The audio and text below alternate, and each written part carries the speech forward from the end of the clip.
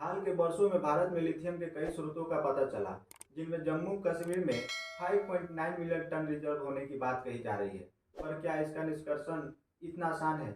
आइए जानते हैं सूचना संवाद के इस खास रिपोर्ट में। नमस्कार, मैं अभय कुमार और आप देख रहे हैं सूचना संवाद। इस बात में कहीं कोई विवाद नहीं है कि किसी भी प्रकार का खनन पर्यावरण के लिए हानिकारक होता है। वह पानी, मिट्टी, हवा को प्रदूषित करता है, पारिस्थितिकी तंत्र को भी प्रभावित करता है।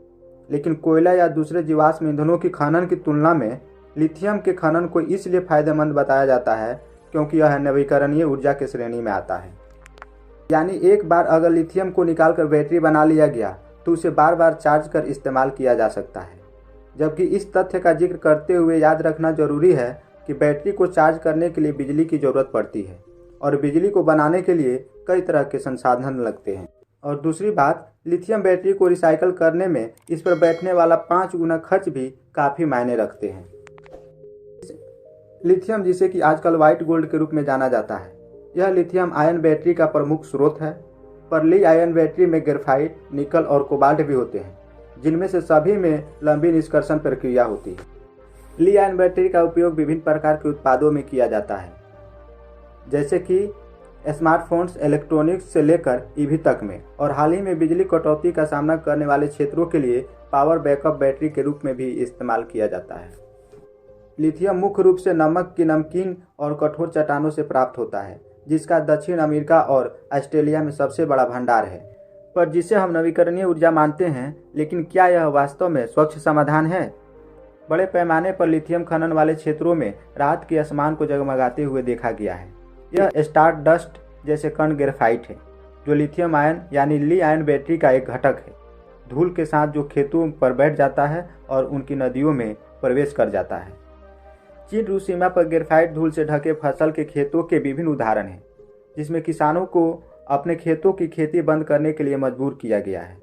फैक्ट्रियों से निकलने वाले केमिकल डिस्चार्ज जल स्रोतों में भी लीक हो जाता है, जिससे न केवल पानी पीने योग्य नहीं रह जाता, बल्कि बतख और मछली जैसे जानवरों के माध्यम से खाद्य श्रृंखला में भी अपना रास्ता बना लेता है। दूसरी सबसे अहम बात यह है कि इसमें उपयोग होने वाले पानी।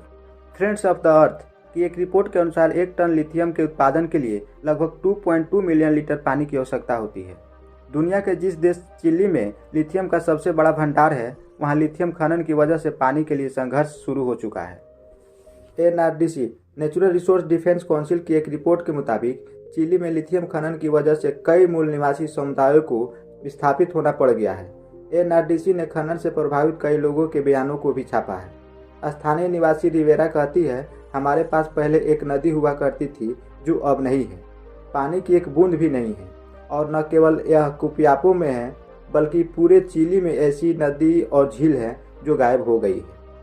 चिली के अलावा पुर्तगाल में भी लिथियम खनन विवादास्पद हो गया है। पुर्तगाली निवासी भारी पर्यावरणीय प्रभाव के हवाला देते हुए लिथियम खनन के खिलाफ रैली निकाल चुके हैं। अब दुनिया के सामने यह सवाल प्रकट रूप से खड़ा हो गया है कि उसे पानी चाहिए या लिथियम। जम्मू कश्मीर में लिथियम का भंडार मिलने के बाद से तमाम तरह की उम्मीदों को पंख लगाए जा रहे हैं। हालांकि लिथियम के उत्पादन के लिए जिस भारी जल भंडार की जरूरत है, भारत उससे जूझ रहा है। भारत सरकार की एजेंसी नीति आयोग ने साल 2019 में अपनी रिपोर्ट में बताया था कि वर्ष 2030 तक करीब 40% भारतीयों के पास पीने के लिए पर्याप्त पानी नहीं होगा।